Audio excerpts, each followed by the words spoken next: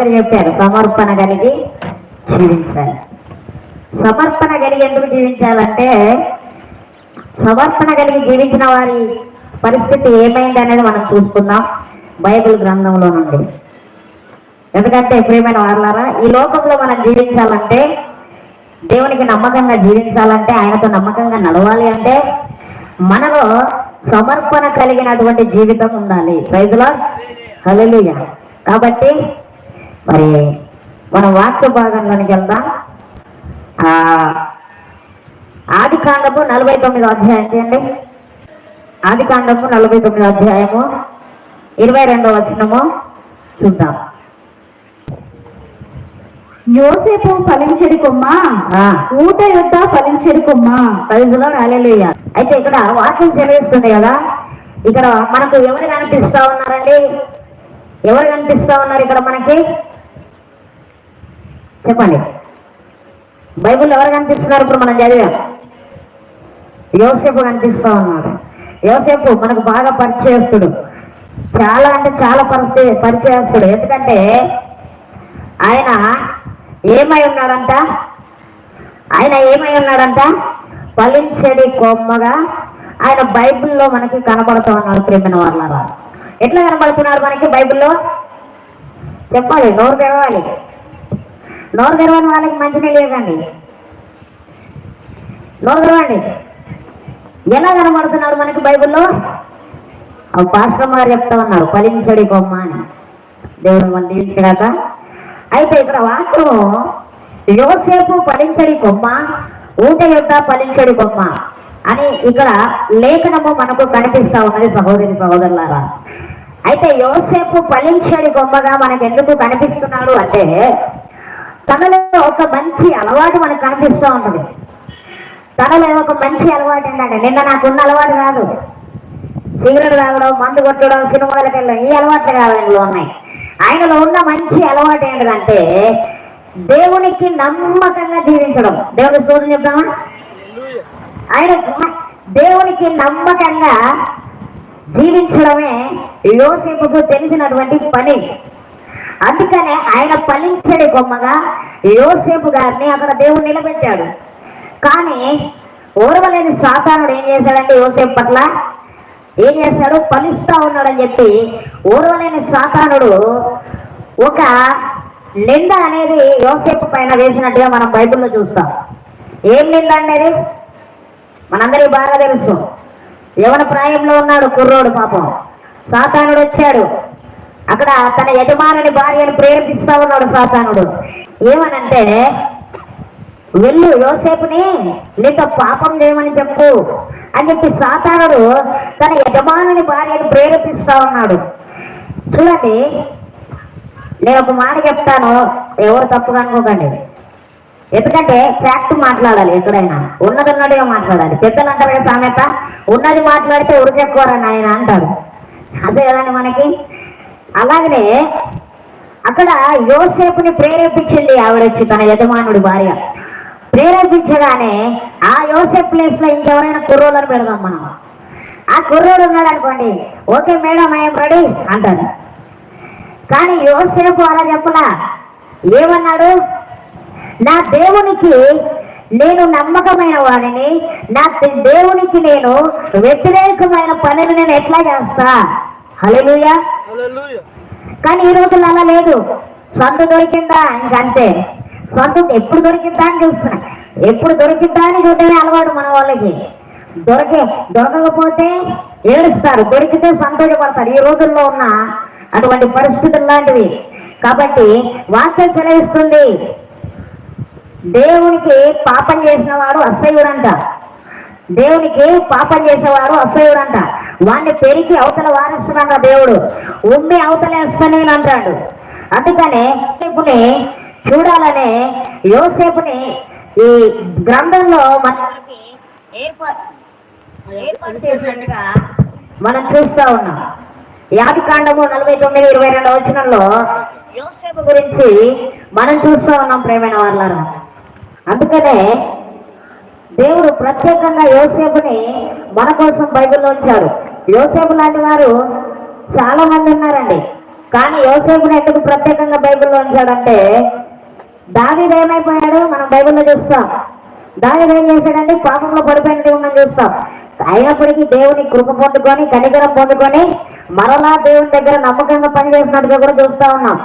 కాకపోతే ఏంటంటే యోసేపు గురించి మనం విన్నప్పుడు మనం బలం పొందుకోవాలి. హల్లెలూయా.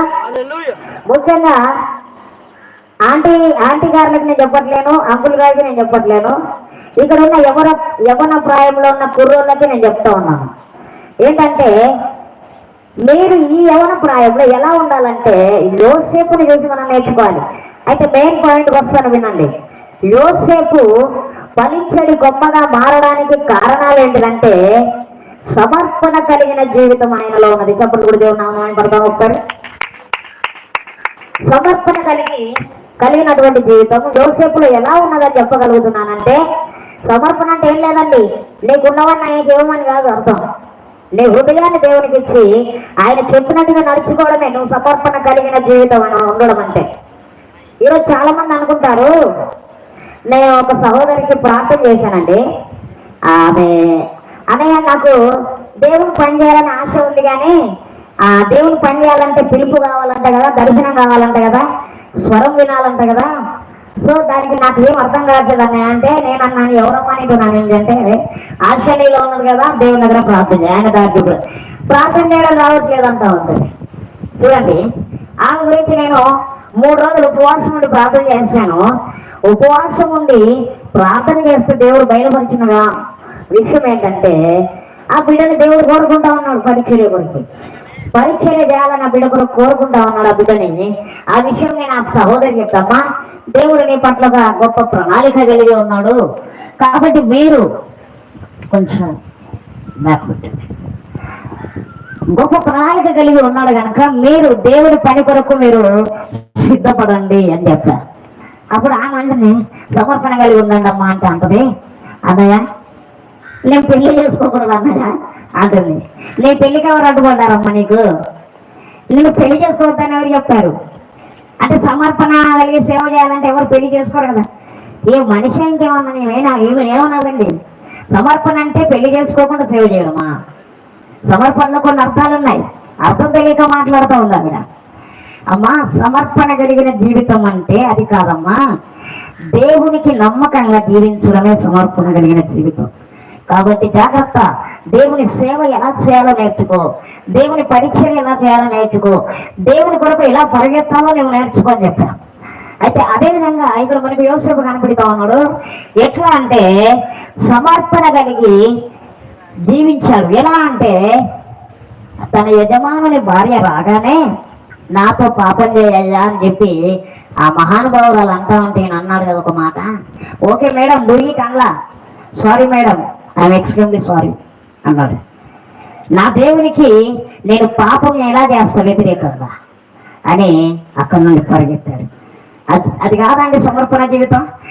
దేవునికి సమర్పణ కలిగి జీవించాడు కనుకనే అక్కడి నుండి పరిగెత్తుకొని వెళ్ళాడు. లేకపోతేనా అక్కడి నుండి సమర్పణ కలిగి లేకపోతే అక్కడి నుండి ఒక అడుగు కూడా బయటికి వెళ్ళాడు ఆయన. అర్థమవుతుందా నేను చెప్పేది మీకు? అర్థమవుతుందా వ్యర్థమవుతుందా? అర్థమవుతుందా వ్యర్థమవుతుంది చెప్పండి? అర్థమవుతుంది కదా. అదనమాట సమర్పణ కలిగిన జీవితం యోసేపు జీవించాడు కనుక ప్రియమైన వాళ్ళరా అతడు పాపం చేయడానికి తనకి అవకాశం రాల. ఒకవేళ అవకాశం వచ్చే ఉంటే ఎలా అవకాశం వచ్చేదంటే తను సమర్పణ కలిగి లేకపోతే ఇప్పుడు ఆ పాపంలో పడిపోయి నిత్య నరకాగ్నికి తను పాత్రుడయ్యేవాడు కదా. కాబట్టి ప్రియమైన యవనస్తురాలు మీ అందరికీ చెప్పే మాట ఒకటి, సమర్పణ కలిగిన జీవితం మనలో లేకపోతే ఫలించే కొమ్మగా మనం ఉండవు. అర్థమవుతుందా మీకు? సమర్పణ కలిగిన జీవితం మనలో లేకపోతే మనము దేవునికి నమ్మకంగా బ్రతకలేము, ఆయనలో ఫలించలేము. అందుకని దేవుడు అంటాడు కదా, నాలో ఫలించని ప్రతి కొమ్మను నేను పెరిగి పారవేస్తాను అంటున్నాడు. రైతులో హల్లెలూయా. ఇప్పుడు మీరు ఎలా ఉన్నారు ఒకసారి చెప్పండి, ఫలించే కొమ్మలో ఉన్నారా, ఫలితం లేని కొమ్మల్లో ఉన్నారా? ఇప్పుడు మీ ఇంట్లో ఒక చెట్టు పెట్టారండి, ఏదో చెట్టు పెట్టారనుకున్నాం, అది కొంచెం వాడినట్టు కనిపించింది అనుకోండి, ఏం చేస్తారు మీరు? దాన్ని కోసి ఎక్కడేస్తారు? భద్రంగా బీరువాలో పెట్టుకుంటారా? ఎక్కడ చెత్తకుంటలో తీసుకెళ్ళి పారేస్తారు. అట్లా ఆయన మనల్ని కూడా ఏ చెత్తలో పారేసే తెలియదు దేవుడు. అందుకే నాలో ఫలించని ప్రతి కొమ్మను పెరిగి నేను పారేస్తా. కాబట్టి నాలో ఫలించే కొమ్మ మరీ ఎక్కువగా ఫలించును అంటా ఉన్నాడు. హల్లెలూయా. అందుకనే ఈరోజు పరిశుద్ధాత్మ దేవుడు మనతో మాట్లాడుతున్నాడు. ఏమంటే ఫలించే కొమ్మగా యోసేపు ఉన్నాడు. మరి నీవు ఉండవా? ఉంటారా? ఉండరా? మీరు ఉంటారా? ఐఎమ్ సారీ అంటారా? నాకేం నష్టం లేదండి, మీకే నష్టం, నాదేం లేదు. చెప్పిన నుండి హాయిగా వెళ్ళిపోతారు రాత్రి ట్రైన్కి, కానీ తర్వాత మీకే ఇబ్బంది. మరలా నన్నే తిట్టుకుంటారు తెలుసా? మీకు అదొకటి తెలుసా మీకు? మళ్ళీ నన్నే తిట్టుకుంటారు. ఏమనంటే ఈ అయ్యగారు మనకి చెప్పనే లేదు, మేము ఎట్లా మారుతాం అంటారు. ఆ మాటలు నాకెందుకండి? అందుకే నాకెందుకు తలనొప్పి చెప్తా ఉన్నాం మీకు ముందుగానే. కాబట్టి ఫలించే కొమ్మగా ఉండకపోతే మీరు ఎలాంటి పరిస్థితులు అనుభవిస్తారు అంటే ఏదైనా నోడితే చెప్పలే. 2020 నుండి చూస్తూనే ఉన్నాం. ఫలించని వారు ఎక్కడున్నారు? ఎక్కడున్నారండి? ఫలించని వారు సమాధిలో ఉన్నారు ఈరోజు. కానీ అల్పులము, అయోగ్యులము, దరిద్రులము, పనికిరాని వారము, చెత్తకుట్టు లాంటి వారమైన మనల్ని ఎన్నుకొని యేసయ్య ఈరోజు సజీవుడిగా ఇక్కడ ఉంచారు. ఇప్పుడు కూడా దేవుని అమ్మాయి పడుతున్నా. చెవి గలవాడు ఆత్మ చెప్పుతున్న మాట వింటుందాక. ఆమేన్. ఎందుకంటే ఫలించే కొమ్మగా మనం మారాలి. ఎప్పుడు ఆ ఫలించే కొమ్మగా మనం మారుతాము అంటే ఒక సమర్పణ మనలోకి వచ్చినప్పుడు. ఆ సమర్పణ ఎలా అంటే, యేసయ్య ఈ రోజు నుండి నీ పరిచర్యలో నేను పాలివానిగా ఉంటున్నాయా, ఏదో ఒక పని అంటాను అని మనం చెప్పుకోవాలి. అప్పుడు మనము తీసుకున్న తీర్మానానికి ప్రకారంగా సమర్పణ అనేది దేవుడు ఆయన కలగజేస్తాడు. కాబట్టి సహోదరుడా, సమర్పణ జీవితాన్ని దేవుడు మనకి ఎందుకు ఇచ్చాడంటే ఆయన నుండి మనం వేరుపడకుండా ఆయన మన కొరకు ఏర్పరిచిన ఒక కట్టడం అన్నమాట. హల్లెలూయా. కాబట్టి మనము ఎట్లా ఉండాలంటే ఒక సమర్పణ అనేది మనం ముందు కలిగి ఉంటేనే దేవుడు మనతో గొప్ప కార్యాలు, అద్భుత కార్యాలు, మహోప కార్యాలు ఆయన చేయడానికి సమర్థుడిగా ఉన్నాడండి. లేకపోతే వ్యర్థమే. ఇంకా వ్యర్థమైదామా అర్థమైదామా? మనం చాలా మందికి అర్థమయ్యే రూపంలో అర్థం కావాలి మనం, లేకపోతే వ్యర్థులం. అందుకే తీసి ఆయన పారవేయక ముందే మనం ఏం చేయాలి? ఫలించాలి. ఇందాక ఒక పాట పాడింది కదా, పనికిరాని పాత్రనని నన్ను పారవేయకు యేసయ్యా. పారిస్తే ఏమైతే పగిలిపోతే ఏమైతే ఏముండదు ఇంకా అందులో, దాన్ని పనికిరాదు ఇంకా. అందుకనే మనం ఎలా ఉండాలి? పనికొచ్చే పాత్రలుగా ఉండాలంటే సమర్పణ కలిగిన జీవితాన్ని మనం జీవించాలి. ఎలా జీవించాలనే విషయాన్ని నేను చెప్తాను. మొదటిగా యోసేపు ఏం చేశాడండి? ఓకే మేడం, డూ ఇట్ అన్లా, ఐఎమ్ సారీ, నన్ను క్షమించండి అమ్మా, నా దేవునికి నేను వ్యతిరేకమైన పని ఎట్లా చేస్తా అంటాడు. నా దేవునికి నేను నమ్మకంగా ఉంటున్నాను కనుక ఆయనకు వ్యతిరేకమైన పని నేను ఎట్లా చేస్తా, ఆయనకు నేను మాట ఇచ్చాను, ఆ మాటని నేను ఎలా తప్పుతా అంటున్నాడు ఆయన. కాబట్టి జాగ్రత్త. మరి ఈరోజు మన తీర్మానం ఎలా ఉంది యేసయ్య దగ్గర? అందుకని ప్రియమైన వాళ్ళ మరొకసారి ఇదే వాక్యంలో మనం పరిశీలన చేద్దాం. ఆదికాండము 39:2. యెహోవా యోసేపునకు తోడై ఉండెను గనుక అతడు వర్ధిల్లుచు తన యజమానుడగు ఆ ఐగుప్తుని ఇంట ఉండెను. ఈయన ఏమైతా ఉన్నాడంట? యోసేపు ఏమైతా ఉన్నాడంటండి? యెహోవా యోసేపునకు తోడై ఉండెను గనక అతడు వర్ధిల్లుచుండెను అంట. వర్ధిల్లుతున్నామా మనం వర్ధిల్లుతున్నామా? మొదటిగా సమర్పణ కలిగిన జీవితం మనలో ఉంటే మొదటిగా మనం ఫలిస్తాం, ఫలించడి కొమ్మగా మారుతాం. రెండో మాట చెప్తా ఉన్నాను, వినండి, జాగ్రత్తగా వినాలి. దిక్కులు చూడొద్దు, పరిశుద్ధాత్మ దేవుని వైపు చూడాలి. నా వైపు కాదు, పరిశుద్ధాత్మ దేవుని వైపు చూడండి. మొదటిగా ఆయన సమర్పణ కలిగిన జీవితంతో జీవిస్తున్నాడు కనుక ఆయన ఫలించే కొమ్మగా మార్చబడ్డాడు. రెండవదిగా దేవుడు తోడై ఉన్నాడు ఈయనకి. ఎవరికి? యోసేపుకి. అతడు యెహోవా యోసేపునకు తోడై ఉండడు గనక అతడు వర్ధిల్లుచు తన యజమానుడగు ఐగుప్తీయునింట నుండెను. పోతీఫర్ దగ్గర ఉన్నాడు ఈయన. ఆమె ఎవరో కాదు, పోతీఫర్ భార్య అండి. ఇందాక మనం చెప్పుకున్నాం ఒక మహానుభావురాలు గురించి. మహానుభావురాలు అని ఎందుకు పేరు పెట్టానంటే ఆమెలో ఎంత గొప్పతనం ఉందో మనం బాగా అర్థం చేసుకోవచ్చు. చక్కగా బుద్ధిమంతుడైన పిల్లోడి దగ్గరికి వచ్చి నాతో పాపం చేయదా అని అడుగుతా ఉన్నది. పాపం చేయకపోయేసరికి ఏం చేసింది తెలుసా అండి మహానుభావురాలు?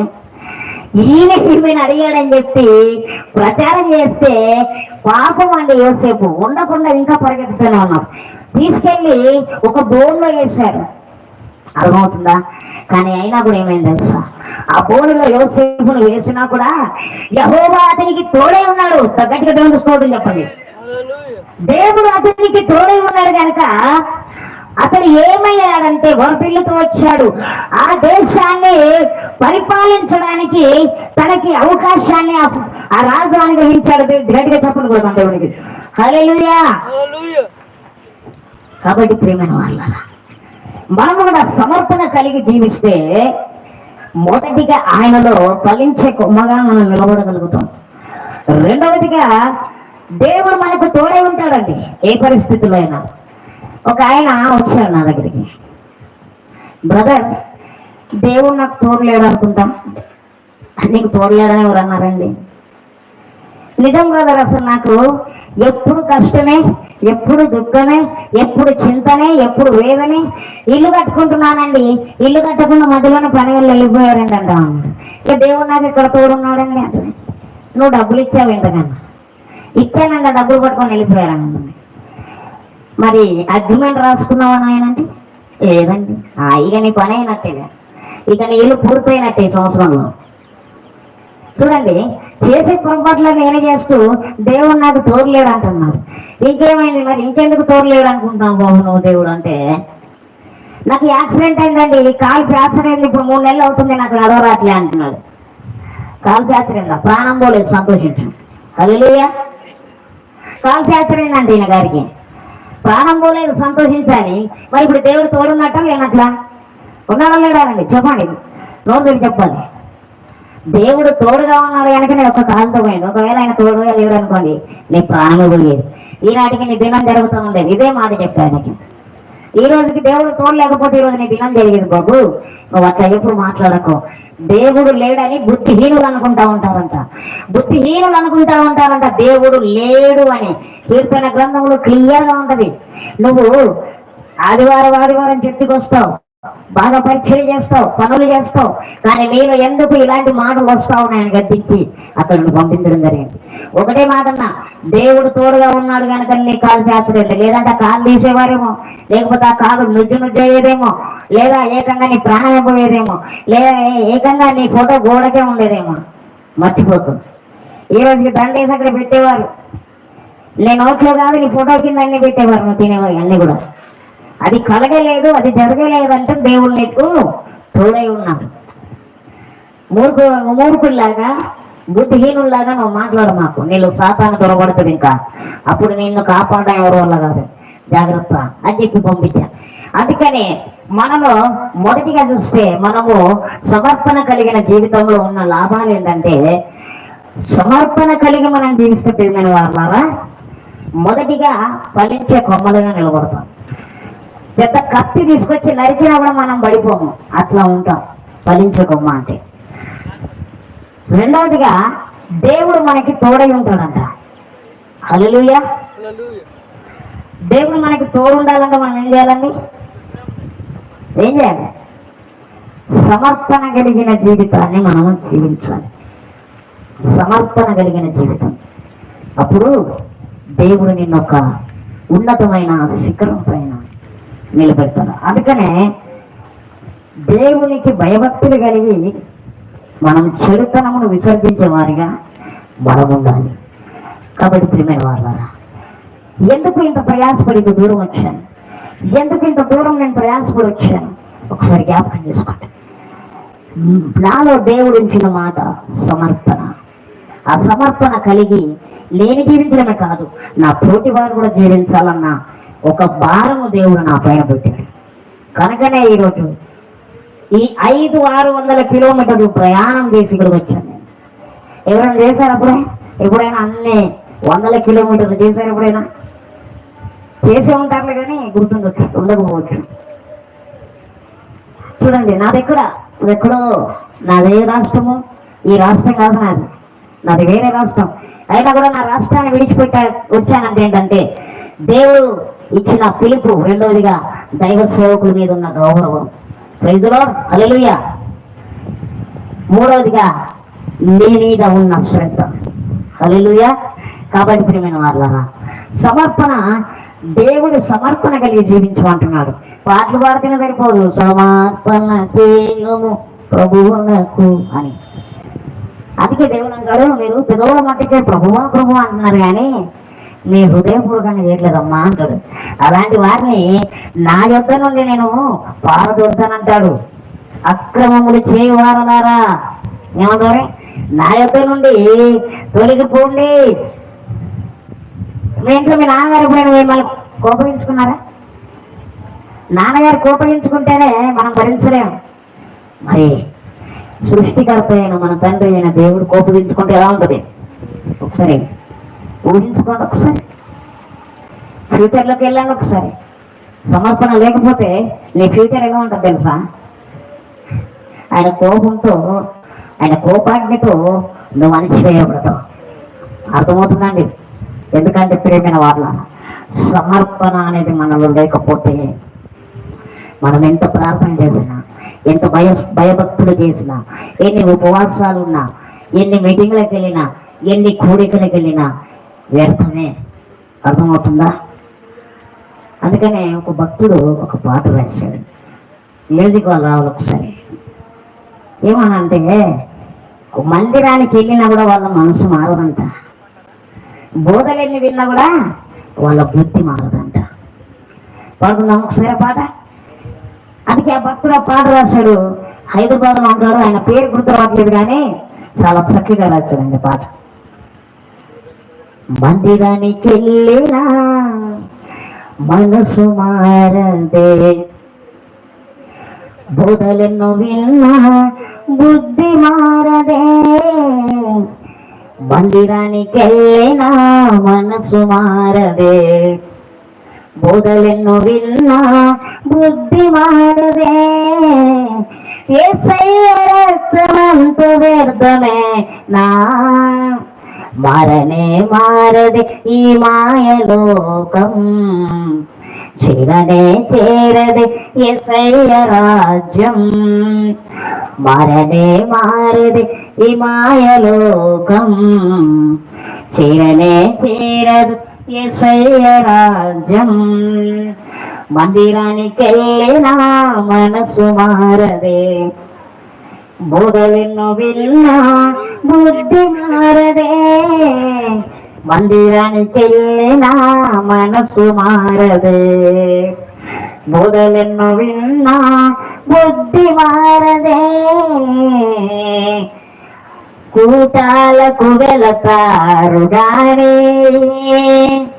ఆ కృపను పొందుకోరు, ఉపవాసాలుంటారు గాని వేషధారిగా జీవిస్తారు. కూటాలకు వెళతారు గాని ఆ కృపను పొందుకోరు, వాక్యాన్ని వింటారు గాని హృదయములో దాచుకోరు. ప్రభువాని అంటారు గాని వేషధారిగా జీవిస్తారు. ప్రభువాని అంటారు గాని, పడాలి మీరు కూడా, వేషధారిగా జీవిస్తారు. ఆత్మతో సత్యముతో ఆరాధించిన తప్పించుకొందువు నరకము. ఆత్మతో సత్యముతో ఆరాధించిన తప్పించుకొందువు నరకము. మందిరానికెళ్ళినా మనసు మారదే, మొదలలో విన్నా బుద్ధి మారదే. మందిరానికెళ్ళినా మనసు మారదే, బోధలని విన్నా బుద్ధి మారదే. యేసయ్య రక్తమంత వ్యర్థమేనా, మరణే మారదే మాయలోకం. చెరనే చేరదు యేసయ్య రాజ్యం, మరణే మారదు ఈ మాయలోకం. చెరనే చేరదు యేసయ్య రాజ్యం. ప్రార్థనలు చేస్తారు గాని ప్రవర్తనను మార్చుకోరు, ఉపవాసాలుంటారు గాని పాపాన్ని మార్చుకోరు. ప్రార్థనలు చేస్తారు గాని ప్రవర్తనను మార్చుకోరు.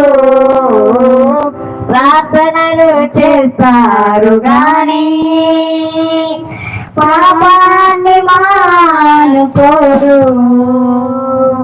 చూసారా, వీళ్ళంతా మందిరానికి వెళ్తారంట కానీ మనసు మాత్రం మారదు, అదే చెత్త ఉంటది. ఎప్పుడు అదే చెత్త ఉంటది. ఎందుకు ఆ చెత్త అయ్యా అంటే, ఏం చేస్తామండి, మాకు పనులు ఉన్నాయి అందుకే మందిరానికి రాలేకపోతున్నా. చెత్తలాగా నేను తీసి పక్కన వేసాడు అనుకో, నేను చెప్పను అక్కర్లా. అసలు నిజంగా అండి కొంతమంది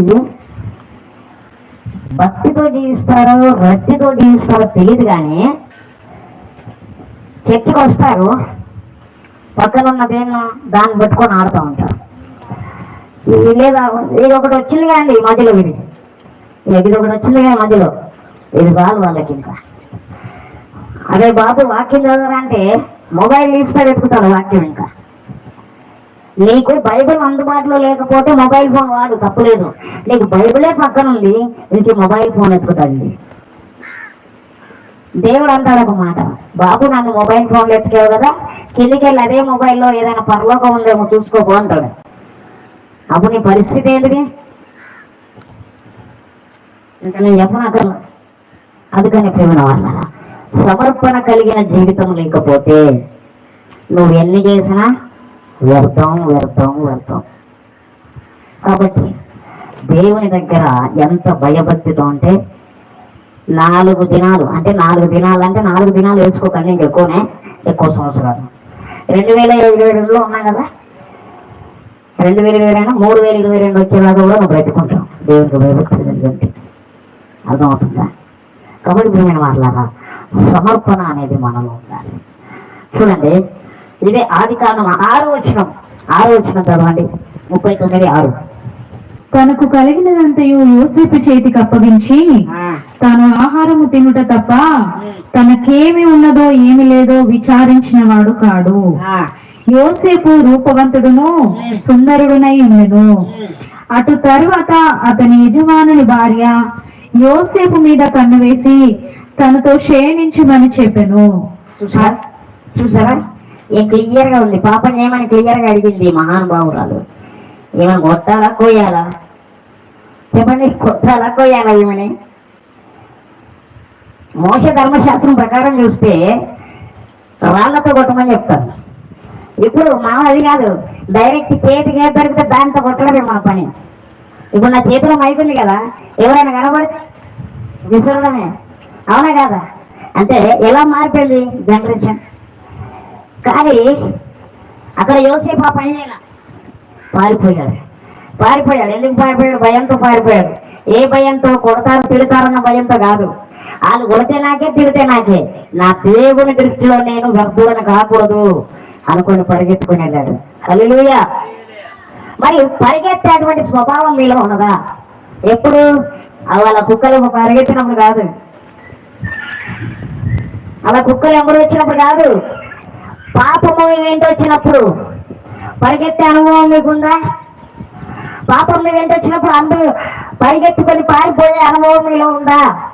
మిమ్మల్ని సూటిగా అడుగుతున్న యవనస్తులారా, ఒకవేళ అనుభవం లేదనుకో, నువ్వు పాపం చేసినంత వరకు బాగానే ఉంటావు, చేసినంతసేపు సమ్మగా ఉంటుందంట. మా ఆత్మీయ దైవజనులు డాక్టర్ జయపల్లి గారు అంటారు, ఒకడంట పాపం చేసినంత వరకు బాగా ఆనందంగా ఉంటుందంట. పాపం చేసి పక్కకు వచ్చాక వాళ్ళని అది వేధిస్తూ ఉంటుందంట. అది ఎలా అయ్యగారు అంటే, ఉదాహరణ నీ చేతికి గాయమైంది అనుకోరా, దాన్ని గోకుతా ఉంటావు, సాయిగా సమ్మగా ఉంటుందంట. సమ్మగా ఉంటుంది నీకు. గోకిన తర్వాత ఏం లేస్తుందిరా నీకు అన్నాడు. మంట లేస్తుంది అన్నయ్య అంటే, అదే మంట కూడా నువ్వు పాపం చేసి పక్కకొచ్చిన తర్వాత అదే మంట లేస్తూ ఉంటుంది నీకు. హల్లెలూయా. మండడం బెస్టా, చల్లగా ఉండడం బెస్టా? ఎండలు మండిపోతున్నాయండి ఆల్రెడీ అనకండి, నాకు కూడా తెలుసు ఎండలు మండిపోతున్నాయని.